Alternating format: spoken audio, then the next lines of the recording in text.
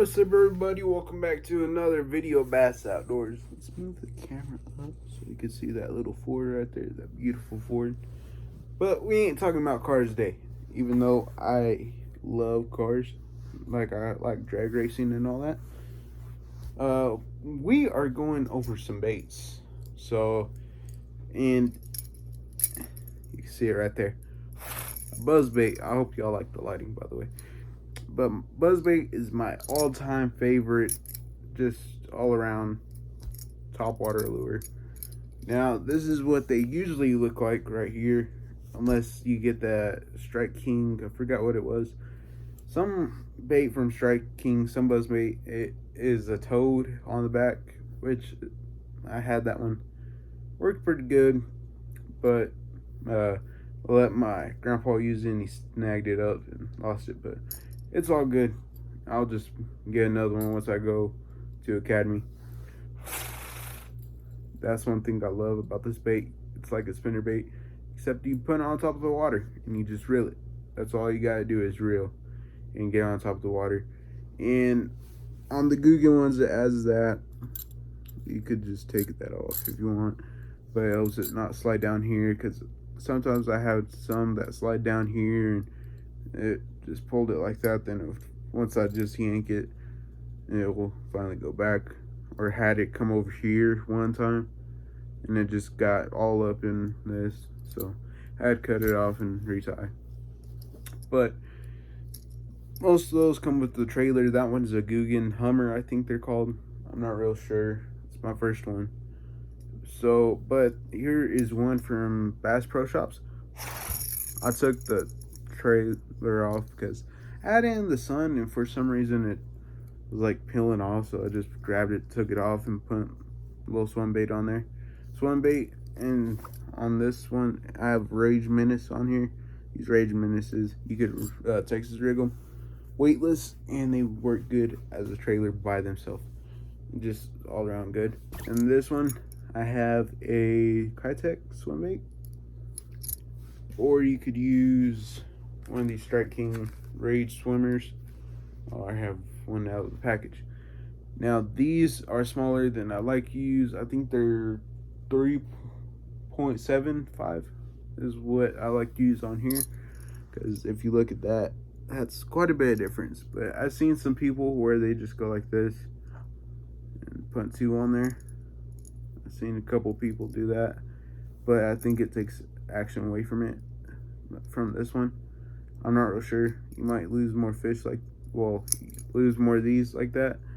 If you ask me, you could just hook it like this, and your hookup ratio might not be as good if you have it hooked like this, like that, like it. See, because it kind of blocks bobber right there. I mean the barb, not the bobber, but you know what I mean. But these are good as small jig trailers. But I think that's about it. But on that part, now the lines I throw with these baits is braid, anywhere from 30-pound to 50-pound, 65 kind. I'll do that if that's the only one they have. But I get my braid from Walmart. I like the Power Pro braid. I have the Googan Squad braid. I like that one. It casts far, but it's because it's like the braid slick or something like that.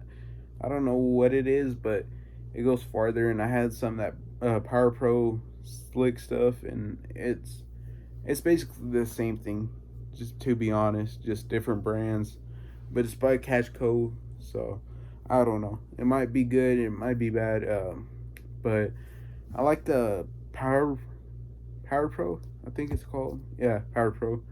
But the only thing about the Power Pro is, if you're like me and you forget to, I call it tuning your bait caster, then that thing is gonna get wadded up. You're gonna have to cut some line, because I'm over here like this for an hour, then I just cut it when I should be doing it for 30 minutes and just cut it. But with the most of those, you have extra line in there, or you could just do mono backing to that and have a little bit on there so you're not too bad messed up, so you could just keep on putting the braid on there, and not, you could do that for a little longer.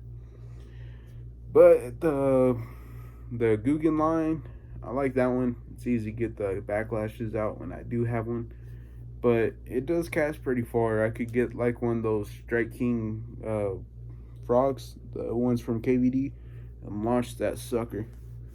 So it works pretty good, and I flipped that thing pretty far too. So it works good, and all of them work pretty good on that. But if I'm using mono, it's probably gonna be for a popper or a topwater that has treble hooks on it, or else I'm not using it. And sometimes you'll see me, if you go out fishing with me, I still use braid on the ones that have treble hooks because I don't want to tie mono on, and then I'll forget it's mono. Then use that as for fluoro. But two main lines I use is braid and fluoro.